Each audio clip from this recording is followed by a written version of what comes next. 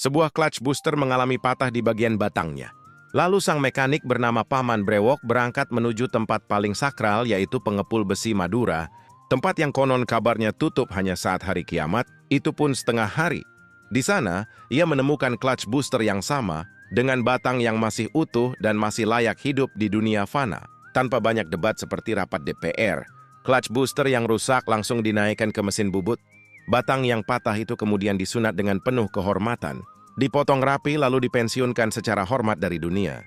Lubang bagian dalamnya kemudian diperbesar menggunakan mata pahat, sebuah proses yang dilakukan dengan ketelitian tingkat tinggi, setinggi gaya hidup pejabat.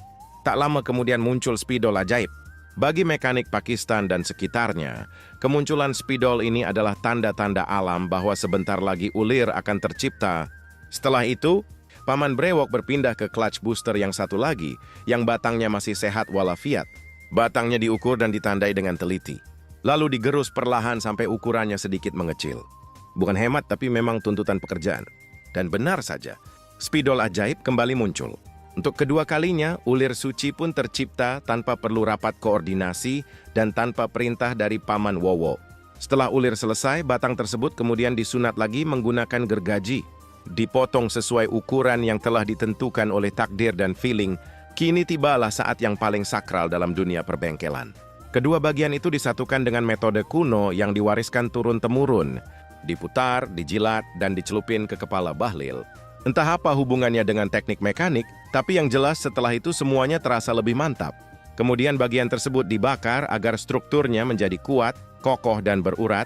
Celah sambungan lalu ditutup menggunakan kuningan cair dari lasan.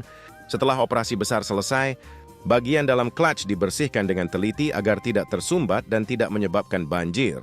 Batang clutch juga ikut dipoles dan dibersihkan supaya tampilannya lebih rapi. Meskipun tetap tidak serapi pejabat saat dilantik, kemudian satu persatu komponen dicuci bersih. Bukan hanya dari oli dan karat, tapi juga dari noda dan dosa masa lalu. Setelah semuanya suci dan siap kembali ke dunia kerja, komponen-komponen tersebut disusun kembali satu persatu, lalu dipasang kembali ke jabatan masing-masing seperti reshuffle kabinet, dan akhirnya, setelah melalui perjalanan panjang, clutch booster pun selesai diperbaiki. Cepat, tepat, akurat, dan tanpa memakai anggaran negara. Sampai-sampai Mr. Wowo dan Mr. Wiwi tersenyum bangga sambil mengacungkan jempol. Berikan like, komen, dan subscribe.